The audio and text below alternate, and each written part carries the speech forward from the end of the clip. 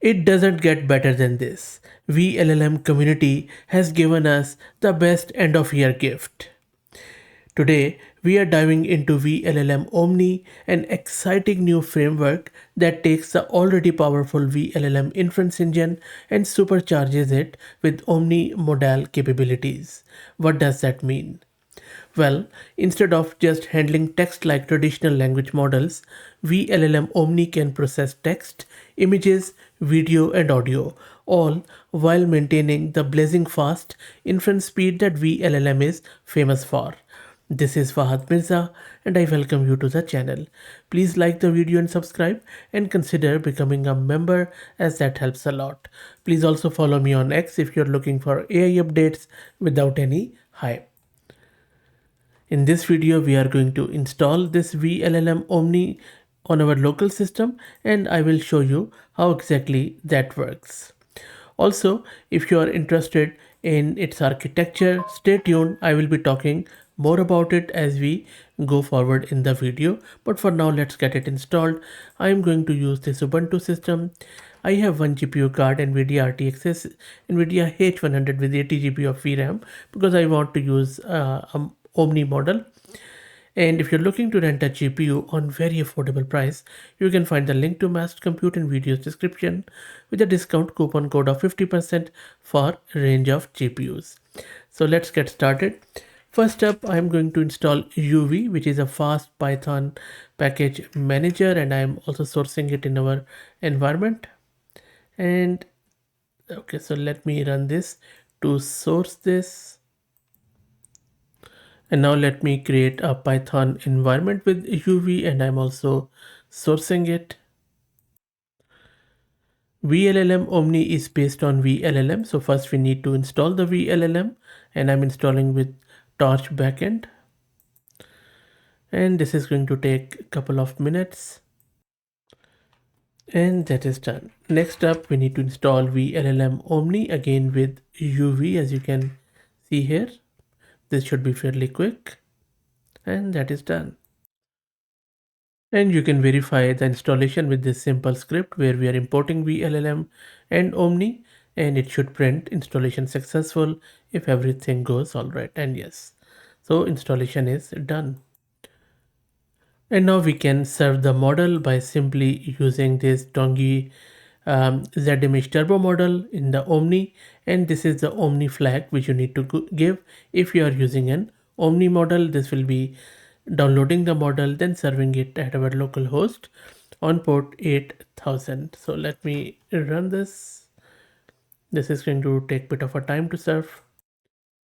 And then you will get this error. What this error means is that at the moment they don't support online serving of the diffusion model, so doesn't matter Quen or ZImage or any other Omni model. For that purpose, for now, you would need to just do it offline serving, and I will show you next. But I wanted to show you this because there are a lot of questions around there floating, so I wanted to address that. It is not supported yet. The PR is already there in their GitHub repo. It will be in couple of weeks, but not now. But when it becomes available, that is the command which I showed you earlier. That is all you need to use. Anyway, let me clear the screen and let me show you how you can use the offline method. And this is how you do the offline inference.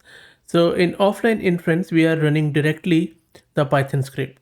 It is loading the model, generating images, and then it exits. No API servers, just local batch processing. Whereas in online serving, it runs a persistent API server, which is vLLM serve, that multiple clients can connect to via HTTP request, like running your own API endpoint for model.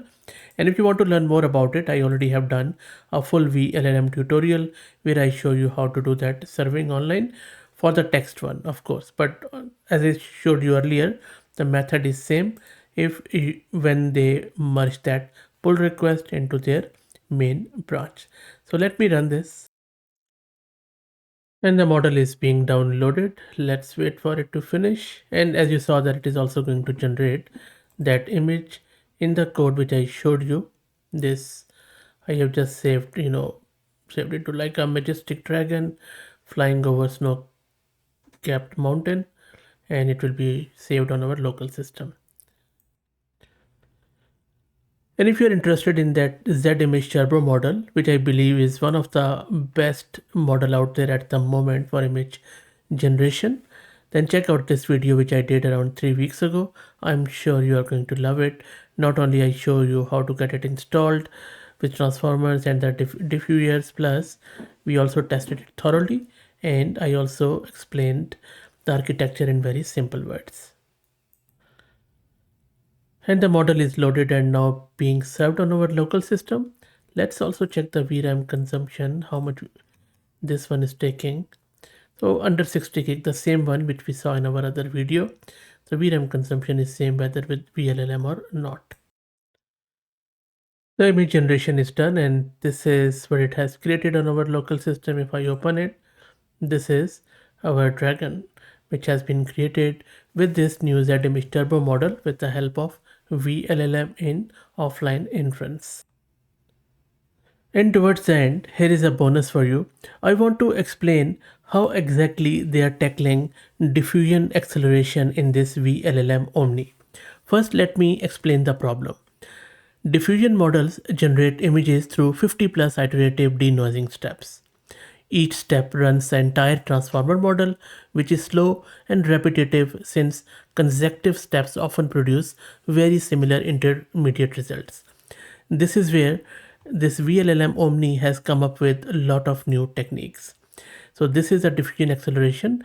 Let me unpack this in very simple words. First up, they have something called as T-cache. So instead of recalculating everything at every step, these methods including T-cache, this what it does is it first monitors how much intermediate results change between consecutive time steps. When the change is small, below certain threshold, it reuses the cached computation instead of recalculating.